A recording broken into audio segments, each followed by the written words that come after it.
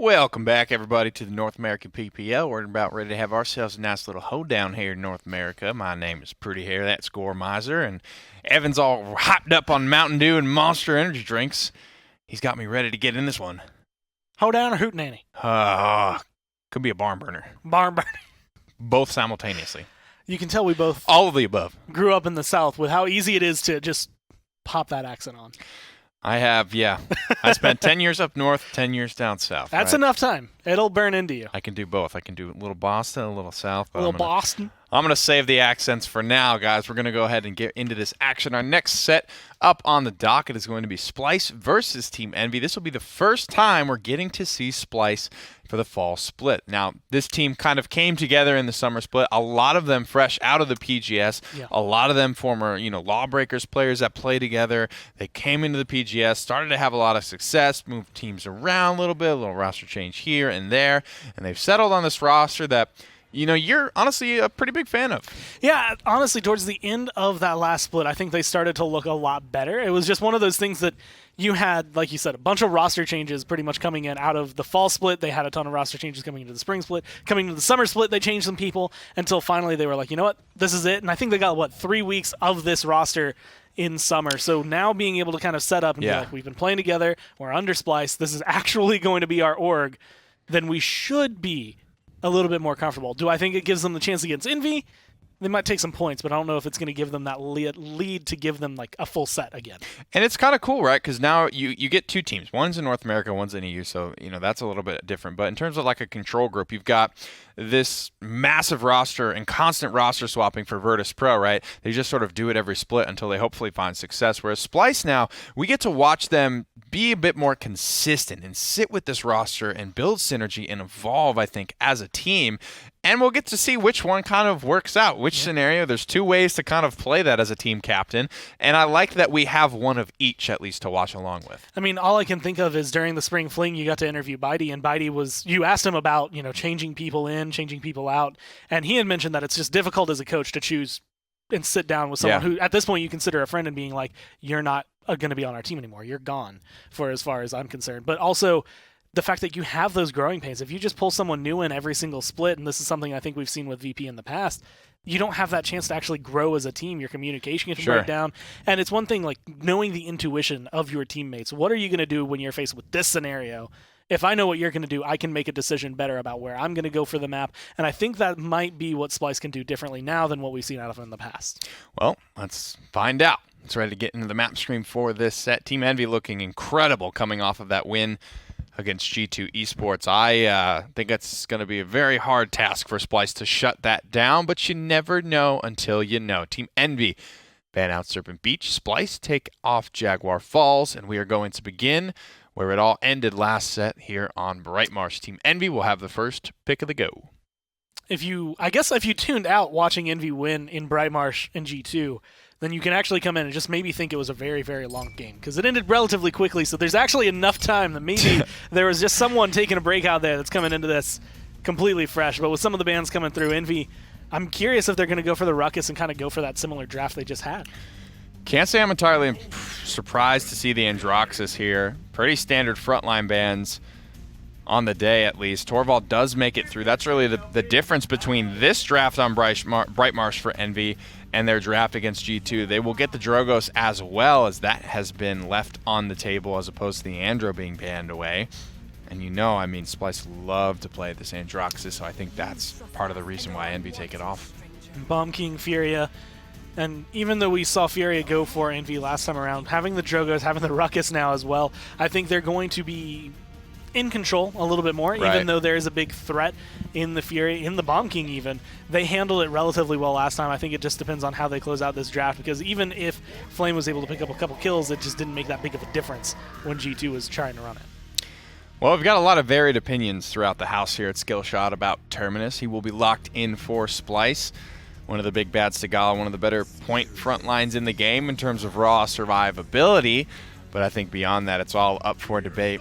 And I think when you're looking at this draft for Envy outside of the Buck, honestly, because that's the first time we're seeing it's the first time we're seeing it in the fall split. Am I correct there? I've seen it played in LATAM, but he did not do well. Not in the and then he was banned. So first PPL pick, But I think, watching this, it feels like Envy just play their game from set to set. You know what I mean? Torvald goes 10th, which is pretty surprising. G2 are really the ones that were after the Torvald. I think Envy either banned it or just let it go to G2.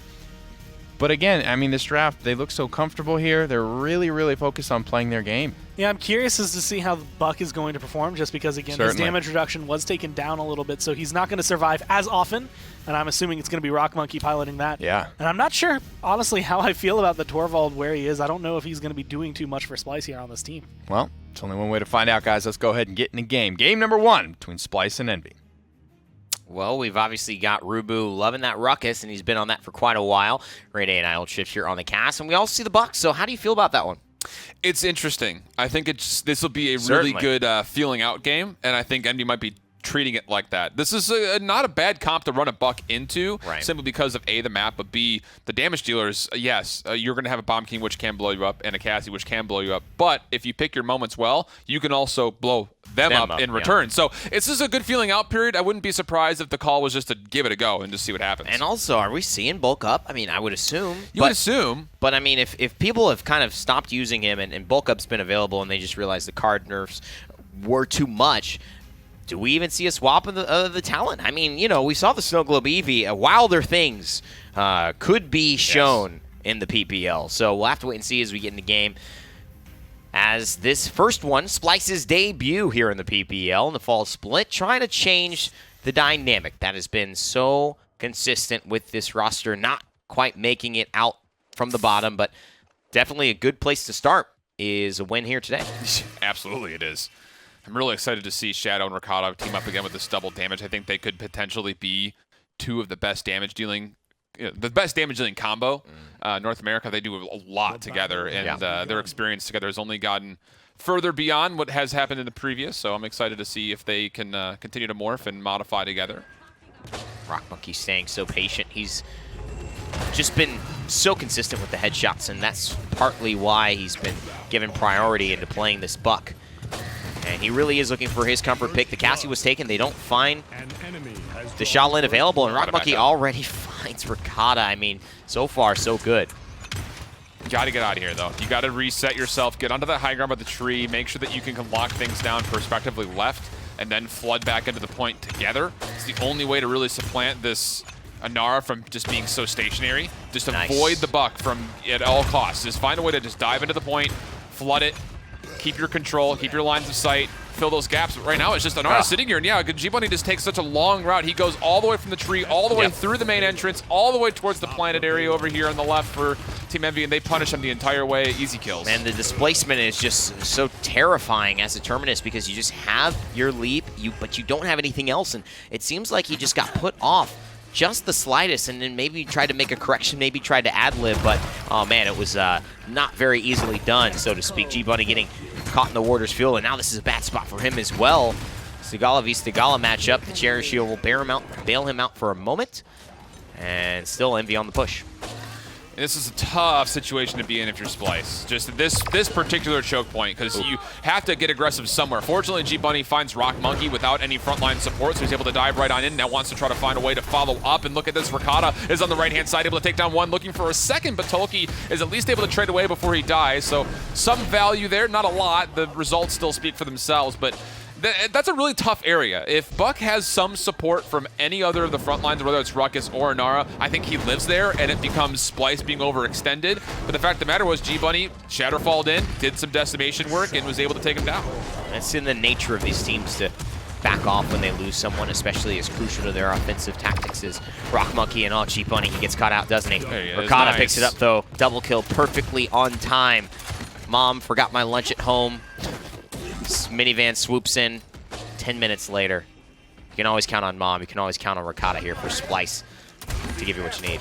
Wow, that's a lot of damage. It's a ton of damage. I was about to say, she can burst down these frontliners very quickly if given the opportunity without Mother's Grace being there, and a Torvald obviously being able to help out with some shielding. Seismic Crash coming out, but it goes into an area that really, I don't know if there's any follow-up that could happen here. The Dragon Punch comes out a little bit after that channel, but again, it's just, these are not things that Envy typically do with these ultimates that come in just, I'm just going to go. Yeah. I hope someone follows up. Random Noob channels his ultimate much later, has to force himself away. G-Bunny, fortunately, able to stay alive on the right-hand side. Thank you, Torvald, shielding healed and Fury a heal that time through. So again, that's a lot of ultimates used for Team Envy that did not find anything. The Scout coming out for Splyce, trying to give them some opportunity just to get the damage and move speed, and now the King Bomb to follow up, but it met with nothing but quad fire of the miniguns there. Exafire, as you mentioned, Alan, going to be used.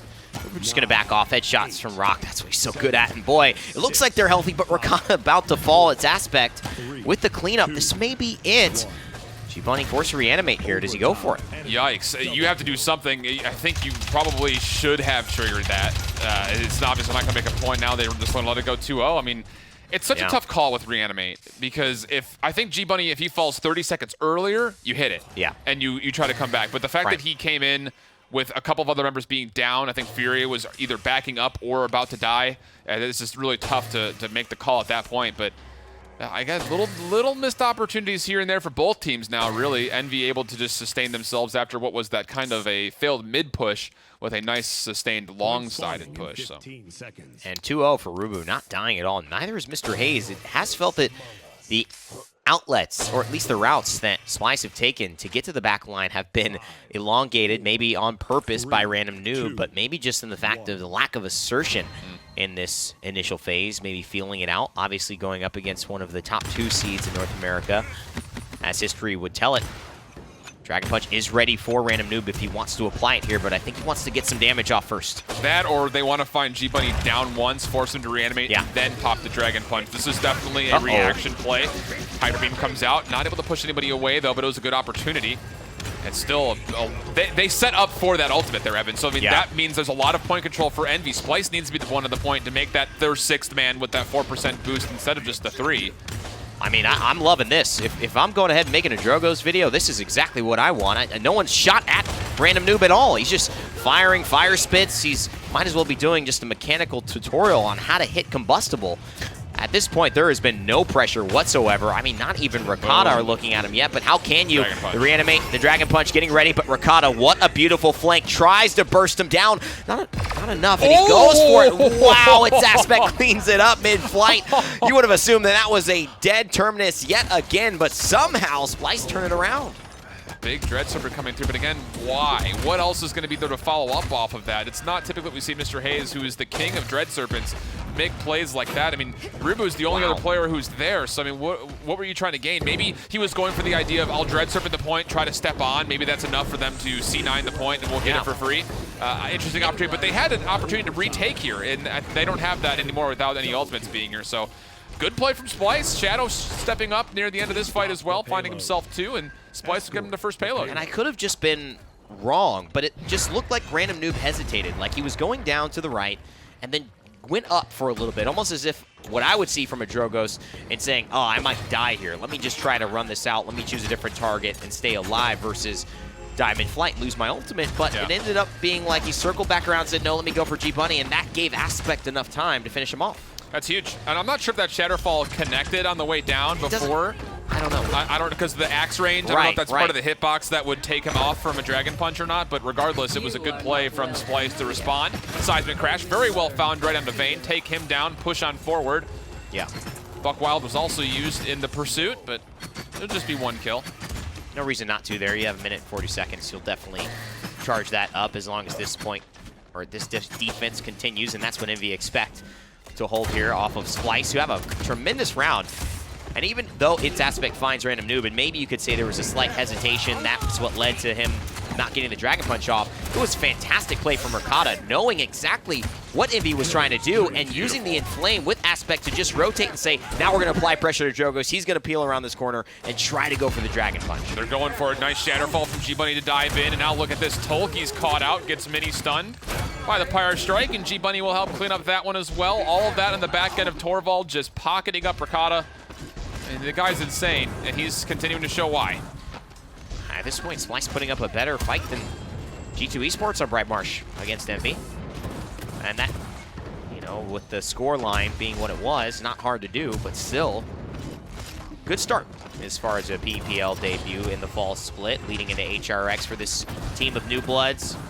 Still have everything to earn, everything to gain, really nothing to lose. Really nothing to lose, that's what I was about to say. It's exactly the way it goes. Dread Serpent from range. Got him.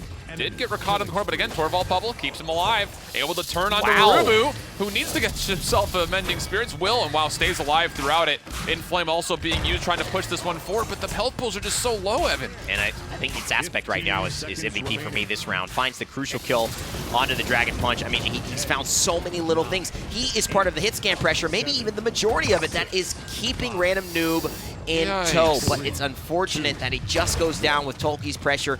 The Sagala do not fall easily, and that's going to be Envy. Now with a chance at game point here in this next round. King Bomb could have been used in that instance as well if the Inflame wasn't. Shadow, though, showing some good mobility, though, as he moves around the point and ends up channeling that. That was actually a really fortunate channel. He didn't get stuck behind that ice wall. It would have been really terrible if he would have, because he would have been sitting there saying, uh-oh, this was... Yeah. Welcome to the Bad Timing Awards featuring Shadow as your MC. Absolutely. Main Point spawning in 15 event seconds. for that one. Healing, doing well for Moldamba.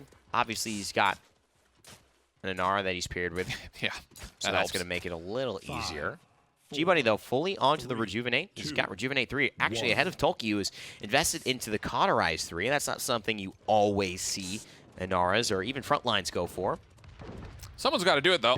Someone and when does you put have to. Rock Monkey and pardon me, Random Noob and Rubu on the Wrecker, someone's got to pick that up, so it might as well be him. Tolki getting taken down to about half HP, but again, Shadow needs to get in here. Random Noob is going to channel up and find Torvald all by his lonesome in the back line, and that's a big pick. Yeah, I mean, there's no punishment as well. That's something that you would have loved to see just absolutely collapsed on by all of Splyce. Just get Random Noob out of there, and look how impactful his snowball is. I mean, one of the most dangerous champions when he gets going, because he's got so much damage and so much mobility to work with, and you can see why. Envy now looking to close it out, 48% counting.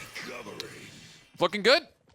Not what you want to see from Splyce. No. And again, this is the trouble of Bright Marsh having. no. Oh, that's. Oh, he stays on just narrowly veins, counting his blessings there, but he still has a long way to travel, and he's going to take a lot of beating on the way. 96% though. I don't know if anyone's going to be able to touch. Oh man, and she does, and that's already the 4v5. You got the reanimate, so you might be able to even it up here, but you've got to force Tolki's wall, and so far he is so healthy. I don't know how that's going to happen. It's going to rely on Shadow, maybe a little bit of pressure. G-Bunny going to the back line, and that's going to make Tolki run towards him, but Tolki knows that I just got to stay on the point here. G-Bunny's still getting low. The wall has not gone up. Look at there it is, and now G-Bunny knows that there are 15 seconds where Tolki is going to be vulnerable. That was wonderfully done. What a tightrope Splyce walked. Absolutely it was. They needed to find Tolki, though, because he's going to be able to come back and likely recontest this, especially if Rubu can just sprint on forward. He will. The advance is good to touch. Not that they needed to yet, but Inara getting all that freedom, and now G-Bunny is going to be in a weird spot. I think you just need to die right now. Trigger this so you can come back before the overtime fades away. Wow. It feels bad, man. And you know what? I mean, there is this little area right like around the circle that you could be on but not on, and I've seen it so many times. I've had it happen to me as well, and maybe he is contesting, but he's not quite in the center, and so it really does become a game of inches there. It was a tightrope of skill and I think just decision making for Splyce anyways to stay in contest in that last round. So far I'm pretty excited about how they're playing. Yeah, for the most part, there are some disconnects, very clearly. At the moment, it doesn't feel like Shadow and Rakata are really on the same page as far as being able to capitalize on opportunities. Same thing up front. G-Bunny just looked a little bit misplaced a couple different times. Definitely. We got to work out the kinks. So this is a tough opponent. Envy's going to punish you for the smallest little mistakes. So if you're making any of them, you're going to feel like you're being exploited. Well, let's take a look at what the desk has to say after game one goes the way of Envy over Splyce. I think there was great moments for Splyce there. The one that I want to sort of focus on is right there where it looks like Splyce has the chance to even up the game 2-2. They pop the Inflame. Things are going like pretty well. And it's like they're going, but like the payload's not moving. It's like it's just not happening. It was kind of weird to watch. Envy just sort of muscle them back. There's really no reason Envy should have won that fight, but they did. And I feel like that's kind of like the summary of like the way that whole game went. Like there was great moments for Splyce, but even in those great moments, Envy just do things a little bit cleaner to get themselves out of sticky situations. And I think that's the best way to describe it, is just everything was cleaner. Everything went a little bit smoother for Envy. You could tell the communication's fully there. They know, Yeah. and again, this is kind of going back to what I had mentioned.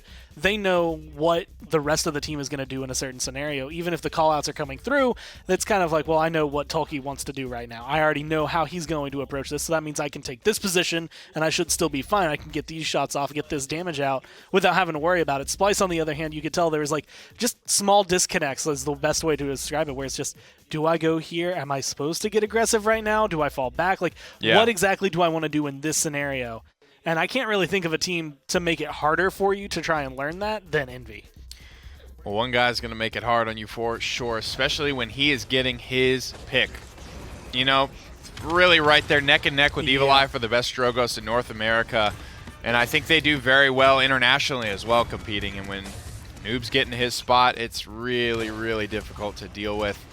Picking up the combustible, so much AoE pressure. Envy have dominated every single game that he has had this champion for a long time. This is not just a summer split thing. This is not even a season 2 thing. This goes back to Envious roots. It's textbook. Every single thing he was able to pull out. There were a couple times that you could tell, I want to say that Envy maybe got a little bit too aggressive. They thought that they could maybe get too much done against Splyce, which is usually where a team that's definitely up at the top could falter and actually end up losing things. But a lot of the points that you get through all of that for Splyce, it's going to be the comeback mechanic as well as like one good team fight that does go your way. And like you said, marred by team fights that just always seem to go towards Envy no matter what. Well, let's head to the map screen for game number 2, see where we're going to play this one out. And I'd love to know actually whose map pick that Bright Marsh game was and whose map Fish Market was selected. Now that's where we will head for game 2. So that was Envy's map pick. Splyce has selected this Fish Market to go to. And then just like every other set we've ever played, beyond this game, it's just going to be loser's pick. So whoever takes the L on Fish Market, they're going to select the next map for play. Splyce will have first pick as well this time around. They take off both of the Rubu front lines there. Granted, Tolkien has played a pretty good Fernando here today, so you have to give him credit there. But those are not super high priority front lines in the grand scheme of the world, but Envy makes them so, right? You have to play against Envious in this set, and I think those are, solid bans for Splyce. I'm actually interested in seeing Splyce potentially going for a victor here, because this is one of the things that we saw back in the summer. I can't remember if it was exactly this map, but this is one of the maps that they did start when they started picking up wins. This is where they started looking good with all of their drafting and as well as their team play. So I'm curious to see how they're going to traverse this one. Androx's Bomb King is very solid overall for them, but it is a very much more wide open map. There's a lot more room for error. This is something that you have to have really practiced to feel comfortable on. Kinessa is going to come out.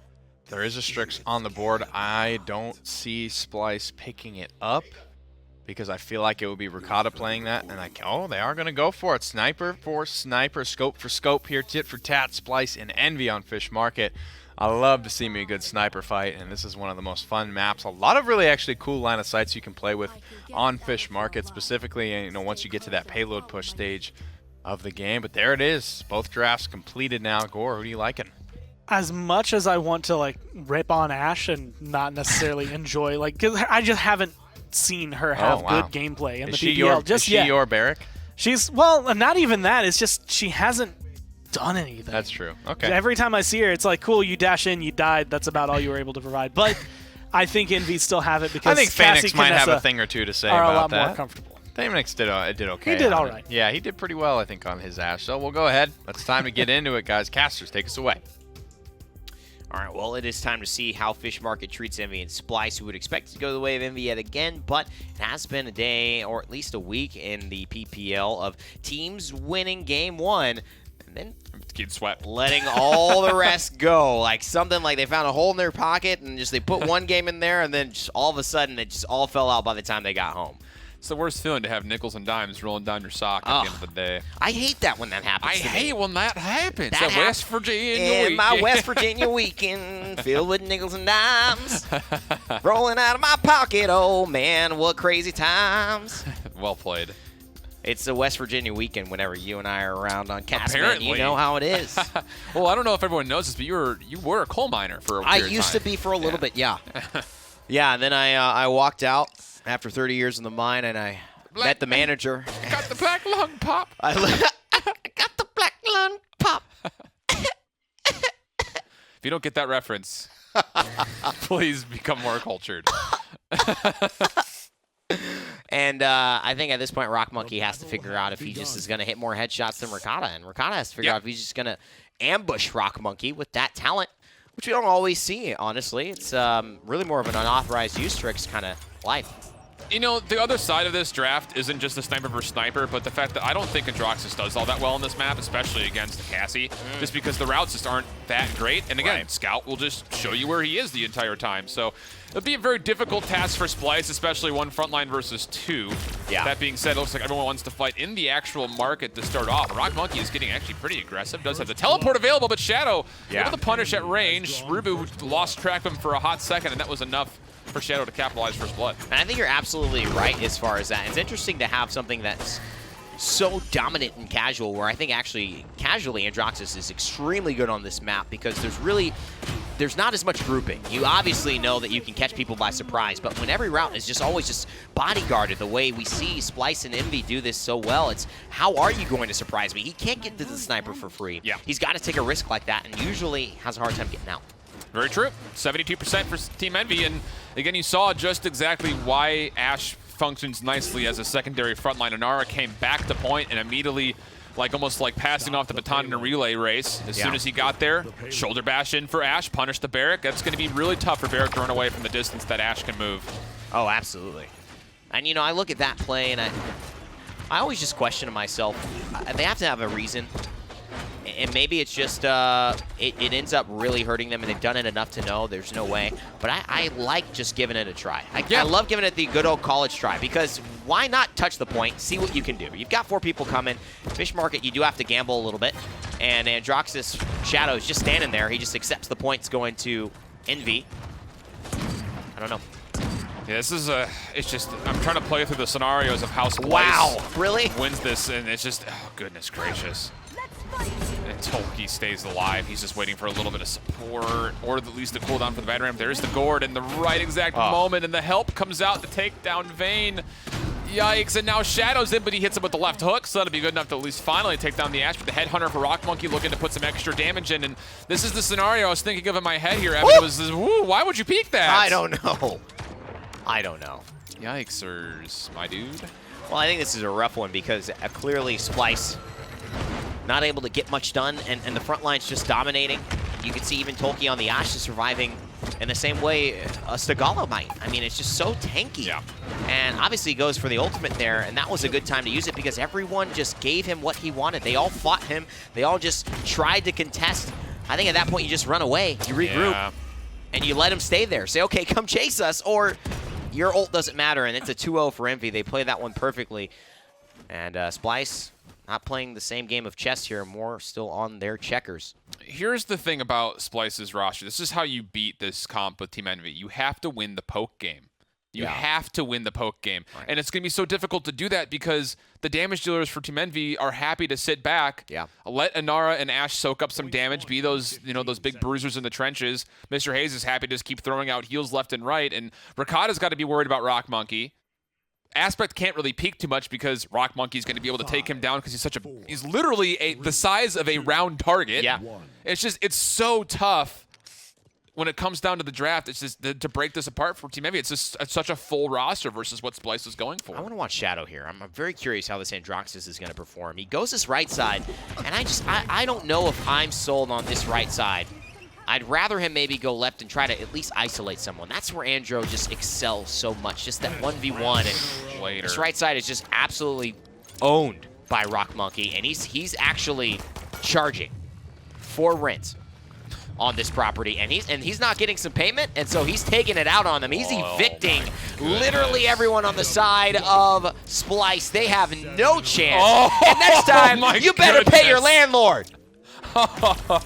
This is the quintessential you having an apartment in college and they say as soon as it hits the second of the month you're being feed. That's right. You don't get any grace period with Rock Monkey. Nothing. Goodness. No second chances. Not a day late. Otherwise, we're done with you. I love it. Envy, this is part of the reason why they're who they are, what they've been. Just really excellent in North America, excellent internationally, and looking to build off of performances like this from their stars, Rock Monkey, and such a consistent core group of individuals who perform day in and day out when they're on the line. Okay, so here's the situation, Splyce. You've got a number. You need to push forward. You need to try to get Barrack set up in a better spot.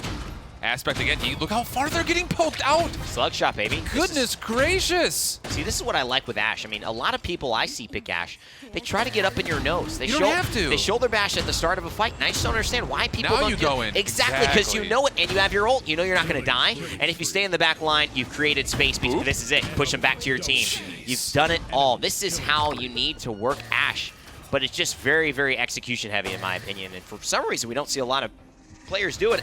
And I know why. It's hard. It's very hard. Yeah. It takes a lot of discipline, a lot of patience, and a lot of trust. Yeah. Some things that you definitely can't find in a solo ranked game more often than not. But this is the kind of style that Ashe brings to the table that Fernando can't. She can dive in there, get the damage done, and then peel herself back out. Fernando's a one-trick pony. Either you're going in or you're going out. Right. The sustain is good. You got an immortal, but she's got to assert dominance, which for all intents and purposes for the individual is the same thing. And Flame being used, who's going to... Okay, so someone needs to kill her. Yes. The rest of the team is dead. Right. Good stagger. But still, that's the thing that Ashe brings to the table, and why teams are really trying to bring her out is because she can be that penetrating, disruptive force in the backline for a lot more free than other frontliners can bring to the table. And you know what? I mean, Tolkien doesn't perfectly play that because he doesn't land the damage of the ult, which is an extra 600. That's actually quite a bit of burst. And the Barrack kind of 2-3 shots before he goes down, but he's got some sustain. He's got a partner in crime. But Tolkien, for the most part, Get out of there. so good at playing this Ashe and managing her cooldowns. And if I'm him, he takes 2 players away, and I'm saying, what did you guys do? How did you lose that 4v3 that you had? Because I had a 1v2 for about 8 seconds. Seconds remaining. The cause and effect of what just happened, by the way, was actually good. It's going to allow Envy to push this through. Yeah. Vayne was in a bad spot, had a rocket boots away, channels the card at when he's 36 or 30% below at max HP, he gets it back again. And it forces then the Bomb King to use his ultimate to peel away. And that's a lot of cooldowns being used. And Envy's still here with a frontliner, with support, with damage. They can definitely push this through in overtime. And wow, everyone walks off the point. These are the little things. This is why I love watching analytical Paladins, because literally, I hate to say it, but Barrack threw that last point for them by being out of position, getting pushed by an Anar, then having to double rocket boots and force the Bomb King to try to stun in just so that he stays alive. Right. That plays. I think they just put themselves in a bad position Very in much terms of so. draft. I mean, what can you expect a Barrack to do? He cannot stay, but who's going to establish the front line? Who's going to help create space for the Strix, let alone not the Kinessa, where she at least can teleport back, create her own space. Strix just can walk. Yeah. It's not very Tough. awesome of an ability, just walking and stealth, albeit it's a pretty open map. There's not many places you could go. So it did end up not working out for Splyce and, you know, having a little fun with it. But I think overall showing that they've got the mechanical skill for sure, but it is something missing within the draft. Let's send it back to the desk and see what they have to say about Game 2 going Envy's way. Could you imagine like being on a patch note show, having to reveal a new champion? The third ability, walking. Now, bear with me on this one. This champion, press W. not one, but 2 legs. You can actually use these legs to put one foot in front of the other, and before you know it, he's walking right out the door.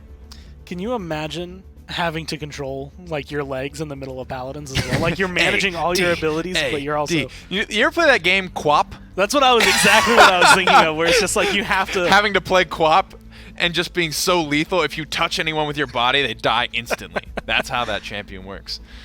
I'll collect my fee soon, Garrett, for that design I was going to idea. say, now we already know what's coming around. That'll be, I guess, in the timeline, probably November next Spoiler year. alert, But boys. Yeah, that was a pretty quick, clean one there from Team Envy.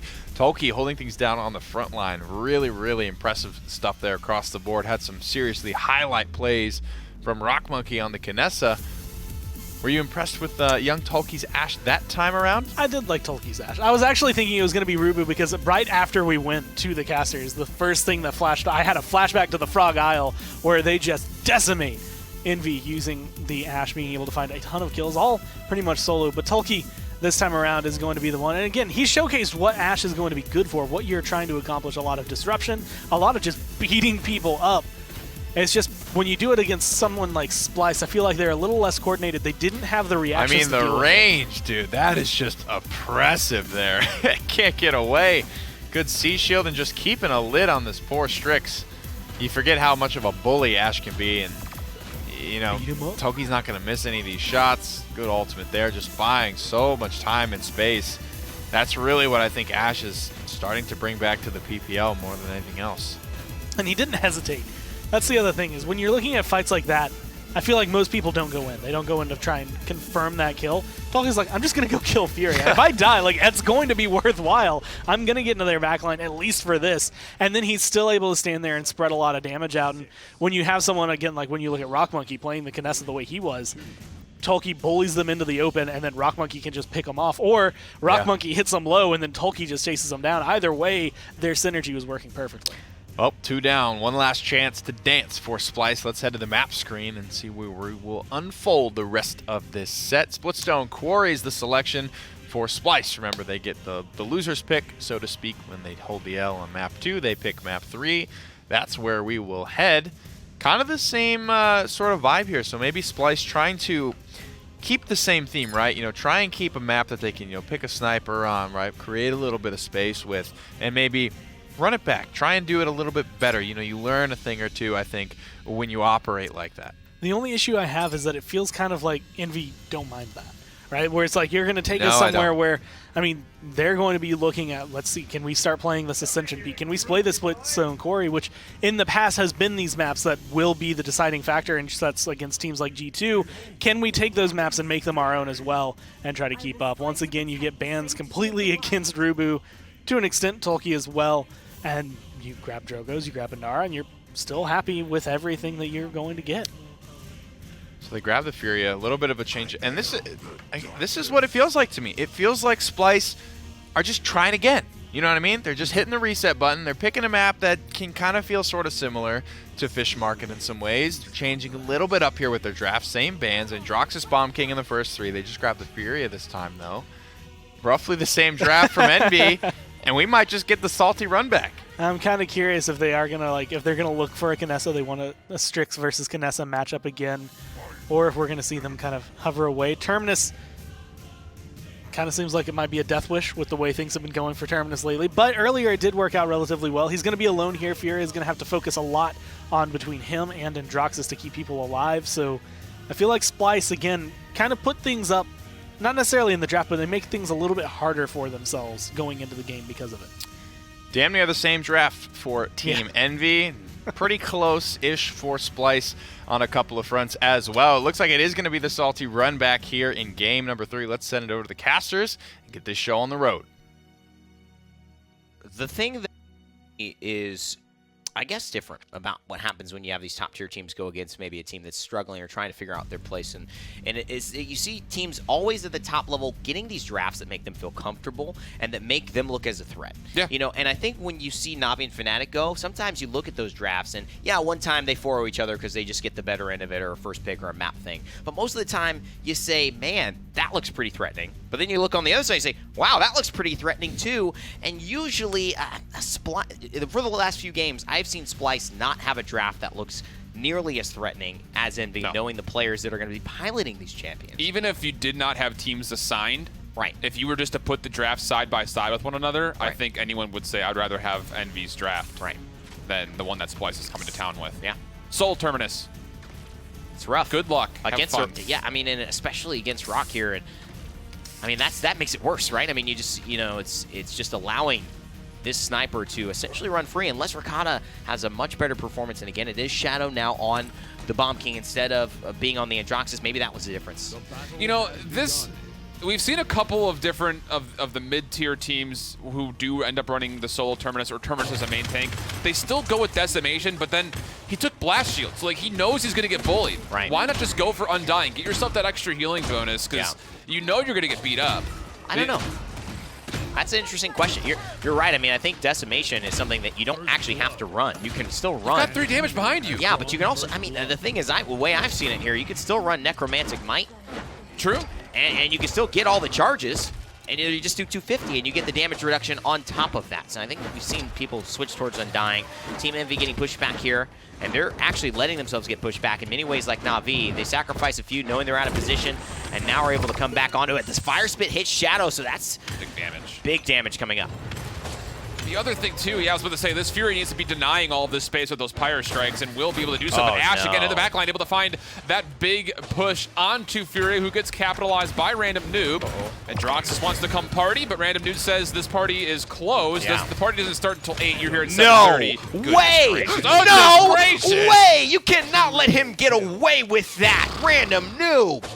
He said the party doesn't start till 8. How dare you? We've got the landlord. We've got the what is this? It's the bouncer. The bouncer? We're going to have a whole just artist come through and just write all these funny kind of like secondary characters for these Envy players because they are absolutely making us come up with some names with the style of denial that is going on through here. Gracious, dude. It's just... That was not fair. That shouldn't have happened. No, should not have happened, and now Random Noob is just F-R-E-E, free, in case you have trouble spelling. Right. And I mean, here's the issue too. I mean, Ricotta, isn't he the one who's supposed to be chasing out the Drogos in this matchup? It's supposed just to be. Yeah. This is the literally mouse chases cat. Yeah. Man, I don't know. he's just too good. Yeah. That's just good. I mean, you said good mechanical play. That's actually staple wow. of it. Yum yum. Yum yum. Yum yum sauce on the side. He's having it as a main course today. Envy just can't seem to do any wrong. 1 minute and 30 seconds. I doubt they're going to need more than another 10 to get this one through. Tolkien showing us how to play Ash. Random Noob continues to show us why he loves Drogos. Yep. Go figure. With moments like this. It shouldn't have happened. No, it really shouldn't have happened. At this point, I mean, you have to... Again, this is almost like Ricotta, I think, got just a little bit jebaited. That's so sick. And hold on, credit to That's Mr. so Hayes as well. I mean, sick. he's healing him the entire time. He picked up a kill too. Yeah, like, yeah. Credit to that because that wouldn't have happened if Mr. Hayes didn't heal him. But wow, In 15 seconds. what can you say? What I was going to say was Ricotta looked to be a little bit jebaited by the extra punch range. Like he Yeah. tried to double punch instead of just hitting one more headshot. Yeah, Ricotta's good enough to hit the headshot. Trust me, I know. 3, yeah. 2. And We've seen it. Yeah. But you're right. It just feels like, you know, to me, this is what I was worried about. The fact that you see, you see the Drogos, you see the Kinessa, but then you see randoms piloting the Drogos.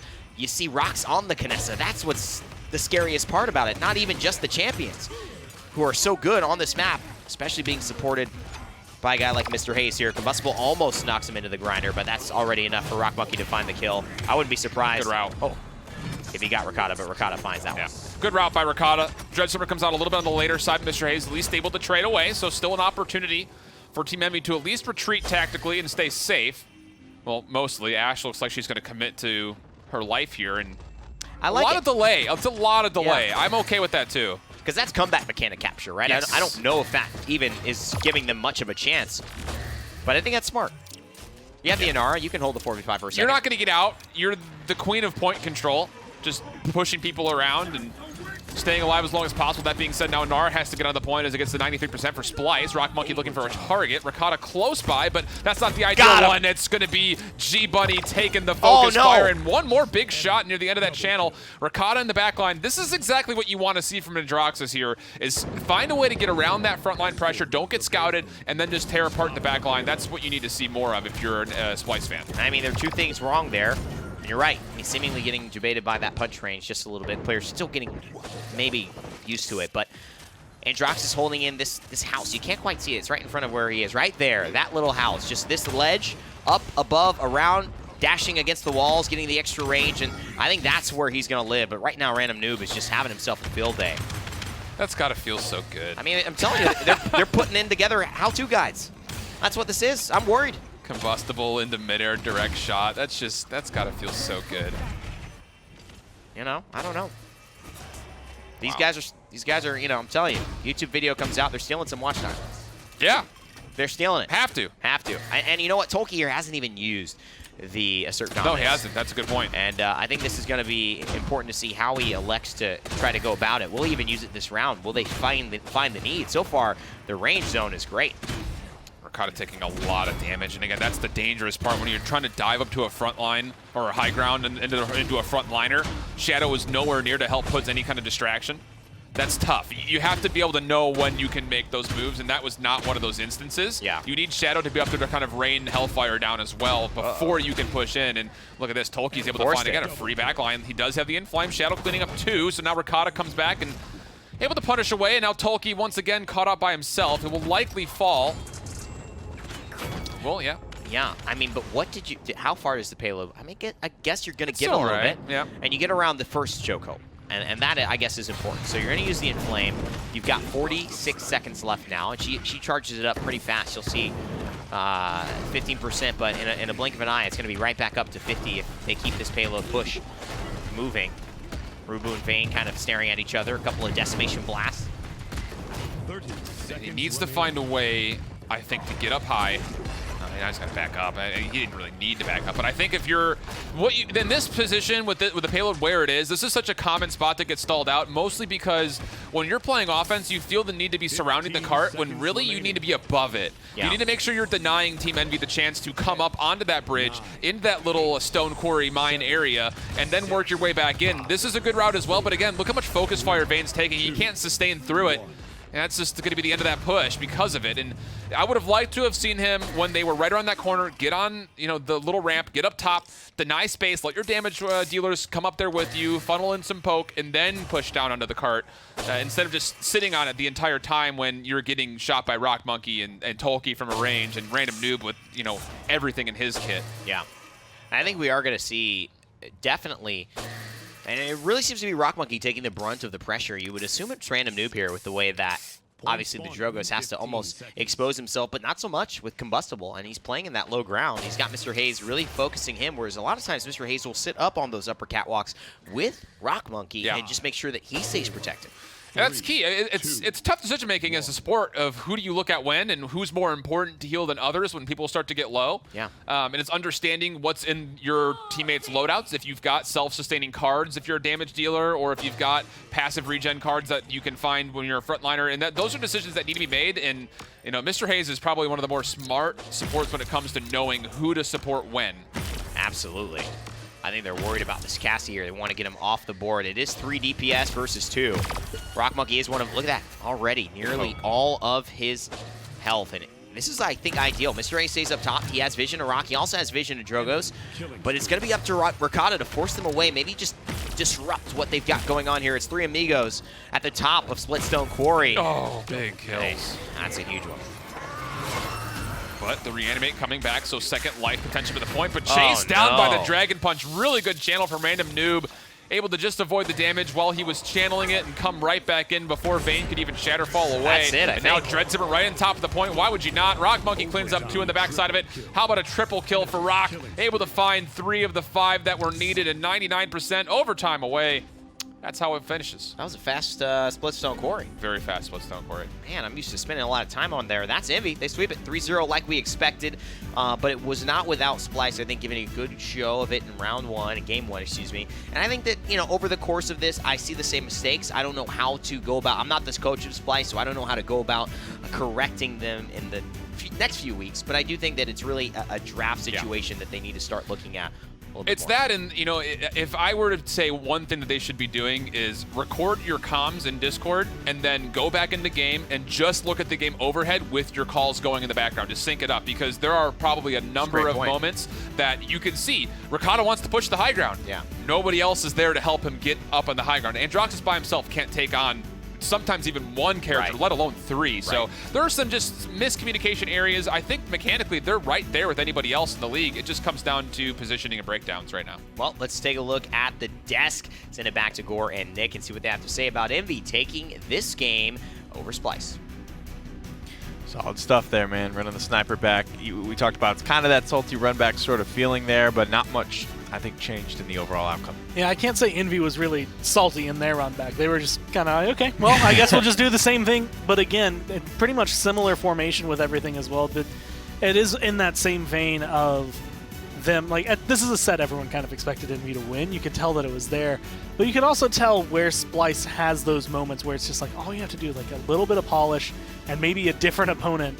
And this starts to swing way back in their favor. It's a good barometer to start with. Splyce versus Team Envy. Splyce always floats right around the bottom. Envy floats right around the top. It's good to see if they can kind of scratch at the juggernaut that is Team Envy at the moment.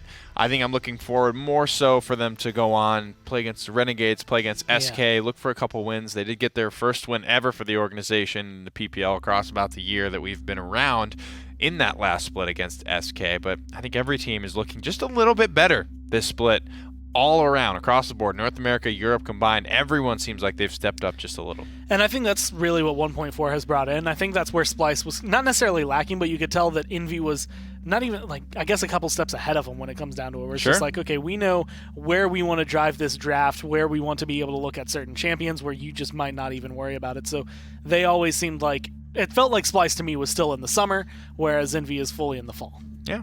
That's a good way to put it. And let's go ahead and throw it over to the schedule, talk a little bit about what we saw this week and how it all played out. On Tuesday, we were in Europe, Fnatic versus NIP. Honestly, a pretty great set there. 3-1 was the scoreboard. NIP showing market improvements towards Fnatic, Mouse, NIP. We had, of course, our matches throughout the rest of the week in North America and Europe. Let's head to the standings to see where everyone shook out when it was all said and done. At the top of NA, you've got Team Envy with 2 wins, 0 losses. A nice kind of little symmetry there to our standings here in week 1. Na'Vi, the same story there, but 1 game played for both of the bottom teams, so only 0-1 on that front. It's going to be a very exciting week number 2. You get to see a lot of matchups that you just haven't seen before this, but like we said, that was Splyce's first matchup in this split. We haven't seen them at all earlier this week, so now we get to watch them. They'll have a doubleheader next week, get to see some different matchups, really get a good feel for where they stand. Guys, HRX is just around the corner. That's what the fall split is leading up to,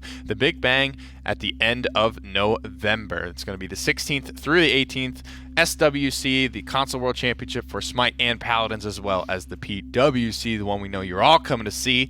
Get your tickets at highresexpo.com. It's going to be a lot of fun. We have our Gather Round segment coming up as well, which we are going to be getting ready for. But first, we want to leave you guys with just a short little video. Hey guys, welcome to Gather Round, the post show here for everything. So far, I guess every day now after the PPL. You're right for everything. For everything. This is the post show for everything. Every single thing that happens. How's everything? There's a post show. Here to wrap up life, and I think the scoop on today. I don't want to wrap up life. Yeah, it's Friday. We're all looking for that West Virginia weekend. We don't want that West Virginia weekend, boy. Monster and Mountain Dew. You need them both, really. You do. really You do. can't just That's have the one. recipe for success. Yeah, in you could Grandma's have a cookbook. West or a Virginia weekend, but the only way to have a West Virginia weekend. Monster and Which is different than a Mountain Dew. Virginia West weekend, No. which very well could be an actress from the I wouldn't 80s. even It's like think beer about before liquor. You never put your Monster before your Mountain Dew. You never do. That's right. No, have to do them at the same time. Which one's the chaser? Ooh. You know, I don't partake. There's no need to chase. I'm not running from any of them. He's a Just cowboy. He's a West Virginia. I think you can just get up, man. you know, like holster your gun, you get up from the table, and you walk out of the tavern, and we all just give you the nod of confidence. All right.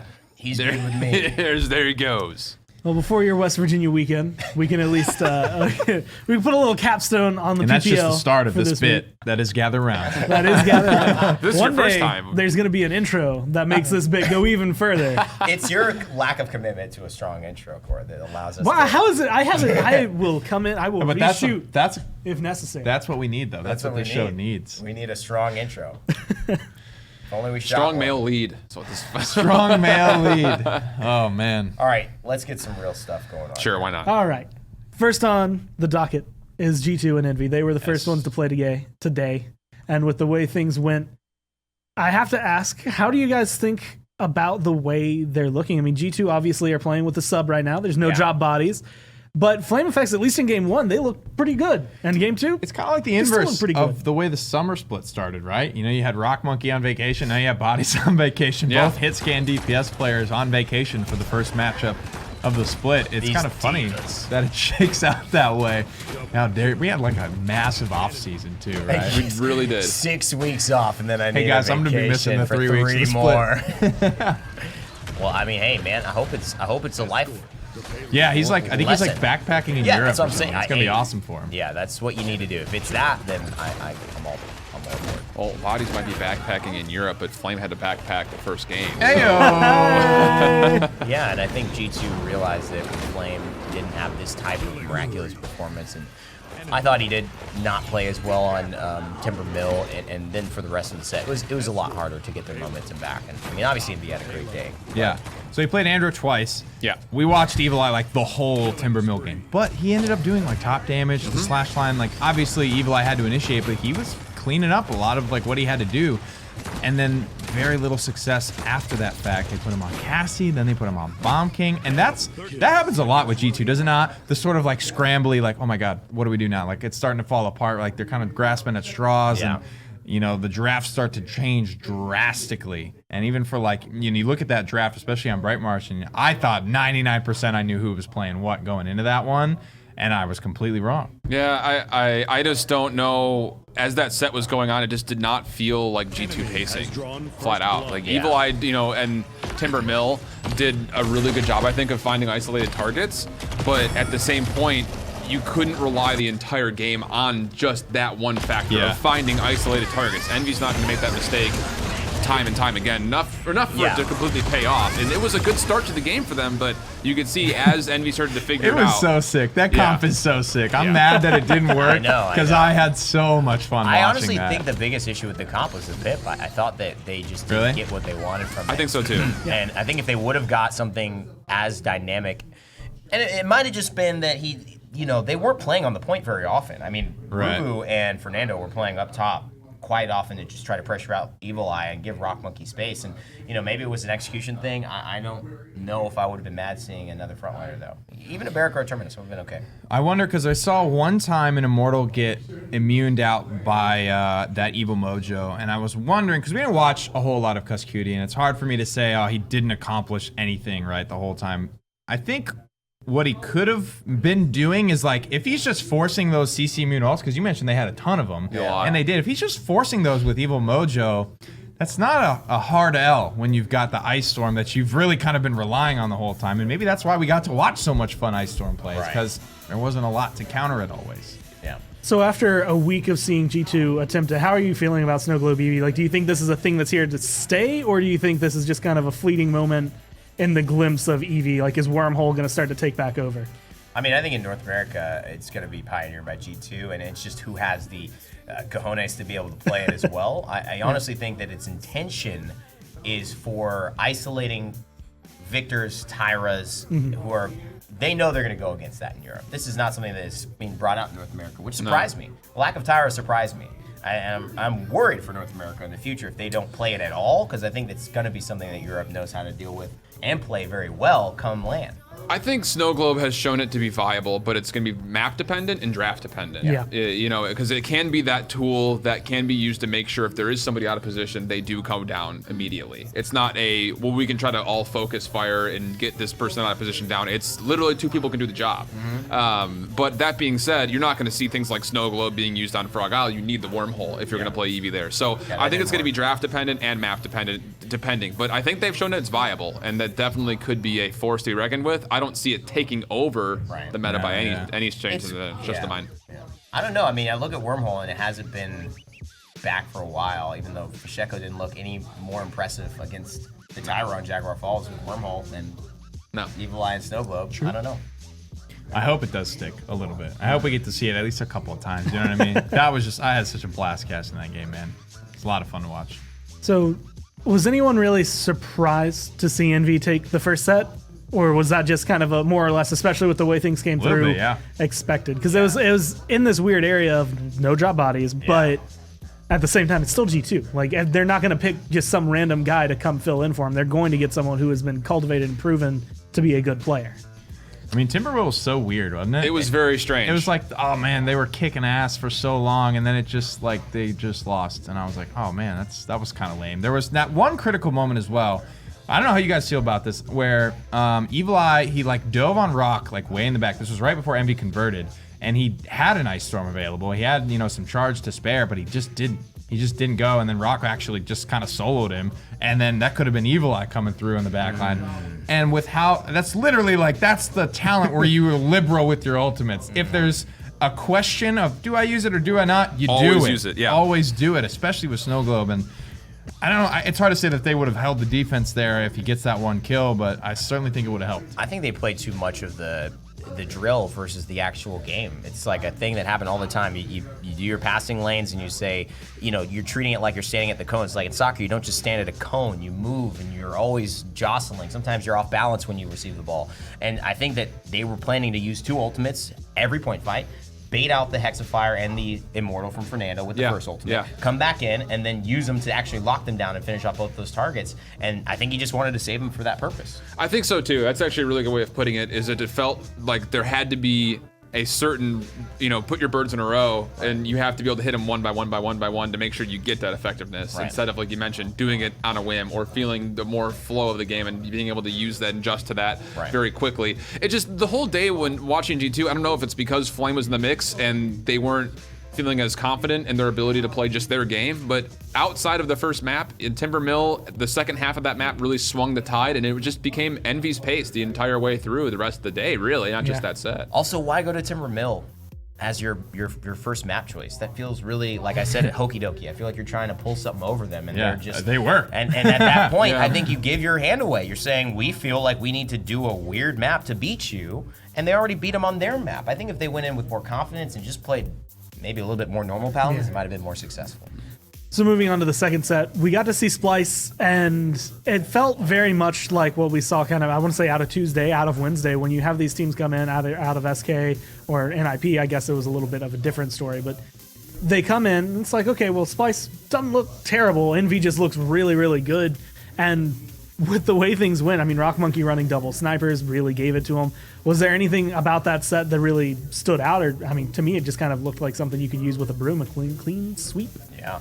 I think for that game in particular, if you're Splyce or anyone else who wants to come back and take a look at, not just the good moments, but this was the epitome of what went wrong, I think, for Splyce. There's not only in the draft, but also in how they tried to pull off what their comp was. There was this, it was hinging on a couple of small key moments that could have potentially turned the tide in favor of Splyce. But if there were to be a probability chart at the beginning of the game after that draft, I would say it was 80% going to be going to Envy just based on the drafts alone, because there was just very little room to outplay from Splyce's standpoint, let alone they had to play it perfectly. So I like when teams who are meant to win take to those fish markets and timber mills and make it even harder for a team that's just trying to battle back, get an even draft, just mechanically keep up. And you got to do the map. I think that does help you to snowball. That fish market game was just annihilation. It was straight annihilation. To end. But I think also Splyce, again, lacking in the draft, but decent talent. I actually liked game 1 from them. I thought they did pretty well. There are moments, right? And that's the big thing, is as a team that has, historically struggled throughout the PPL, you need to find those moments and grow from them and not be bogged down by any amount of things that could be going wrong. You need to find the moments that really show yourself as an identity, what you can really use to run with. And I think there were a couple of those moments in there. Ricotta had some moments, Shadow had some moments, even G-Bunny had some great moments to kind of peel and, prod from the front line. It just kind of comes down to, Aspect, he's been flexing back and forth. I think that is one area that, they don't match up quite as much in that flex role. And I mean, Aspect is a very veteran player. It just comes down to, can they find a way to work him in to that third DPS role or off-tank role more properly. Right. And then sometimes you just get human highlight reeled. Well, that's by Shiny Rock Monkey Boswell. That's true. And it's, you hate to see it, but it shakes out that way sometimes. Just with the way things went, Envy obviously going to be happy with their performance. Actually, potentially having first place set just because they get this one set over G2, depending on how things shake out for the end of the split and how things keep going for them, especially since G2 are going to be running with Flame for a weeks. 3-1, right? So even if the next matchup they lose 3-2, they'll still be better overall, right? And they take the clean 3-0 against Splyce. So you have to kind of keep in mind how many maps it's taking them to get this done as well. And once they get towards the end, I mean, everybody's obviously trying to look for HRX. So that's kind of the end goal for everybody here. But that's week 1. I mean, everything's kind of been locked down. Is there anything, I want to say just as last thoughts, that this week that you hope to either see change or that you really liked and want to see again from the first week? I want to get an opinion. If Tyra's for real, I think I want to get an opinion on if the snow globe will catch on, if we'll see it used against what we abundantly saw over the beginning parts of the week. A lot of Victor. Would you say you feel Tyra is about as real as Snow Globe right now? I think it's as real as you make it. It's kind of like kind of like looking at a beach ball, but 2 people are on different sides, and someone says it's red, someone says it's white. Well, one side is red that you're looking at, one side's white, but it's the bigger picture of it all. I think Tyra can work. I think Eevee can work. But I don't know if they're going to commit to it enough to where we'll see it in both regions. That's There's what always I'm a couple of about. those things like going to LAN, right, where EU's going to get this, right, Yeah. that they've been hunting for all split. NA doesn't care. And NA doesn't give two damns about it. But they have their thing that they're hunting for all the time and that they're going to get. And we get to see which one comes out. It was like the double front line with Envy going into Fnatic in Vegas. I mean, Fnatic gave them double front line because they wanted triple DPS, and it just ended up being NA was better. I think for me, it's going to come down to how these off tanks kind of form over the course of the next couple weeks. This 2-2-1 meta that we see a lot of teams have done in the past, but it's a different form of it now. Because in the past, it was a lot of trading back and forth, who's on point, you know, I need to get healed, you get on point. But now it's Ashe, it's Ruckus, it's Terminus sometimes if you can get Decimation going with a good solid front line. I think that's the key for me looking forward is if it's going to turn into a main tank, off tank, support, double damage, how do you best utilize that? What do you facilitate to make sure your frontliners are supporting your damage and vice versa? There's a lot of coordination things that are going to come to a different light. It's going to look a lot, I think, by the end of it, a lot like last year's fall when Virtus Pro was just showing that they were going to win because they had good mechanical paladins in their back pocket. Yeah. I think that's what wins HRX this year. Well, that's signed, sealed, delivered on week 1 of the PPL. We'll be coming back on Tuesday, 3 p.m. for the next set of EU. Of course, we'll have Esports Weekly Monday, I believe at 10 a.m. now, followed by the console, as well as the PGS on 11 a.m. throughout the week, Tuesday through Friday. So you can always catch us then. But until then, enjoy your weekend. And West we'll Virginia catch you on weekend. Monday.